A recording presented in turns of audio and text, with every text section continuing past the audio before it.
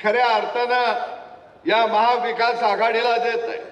पण एक गोष्ट मी तुम्हाला सांगतो, जर हुतात्मा संकुल उभा राहिलं नसतं, नागनाथ अण्णांनी जर हा साखर कारखाना उभा केला नसता, तर या भागातल्या शेतकऱ्याचा ऊस गाळला नसता, तर या भागातल्या शेतकऱ्याला गाळलं गेलं असतं। हे कदापि आपण विसरून चालणार नाही।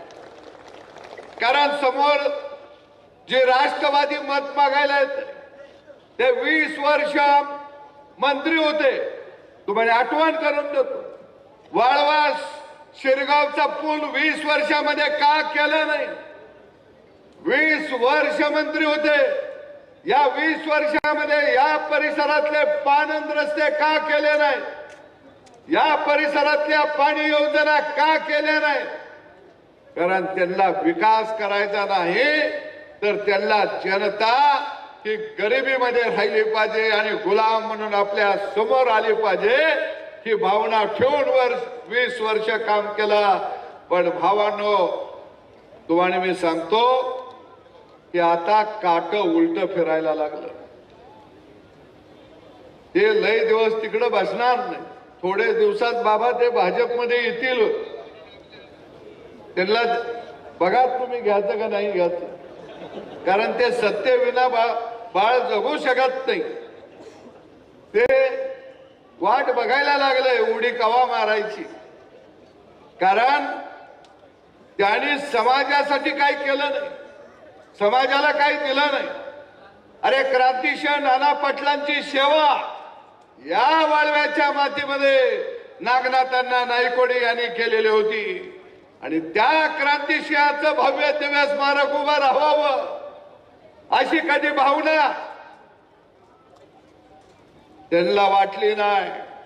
एवढंच काय, क्रांतिसिंह नाना पाटील अन्न तंत्रज्ञान महाविद्यालय वाघवाडीला देवेंद्र फडणवीस यांनी 2018ला मंजूर केलं, पण सरकार गेल्यानंतर या पट्ट्यानं काशीगावच्या त्याला एक दमडी सुद्धा दिली नाही। ते कॉलेज बंद कसं पडेल हा विचार केला।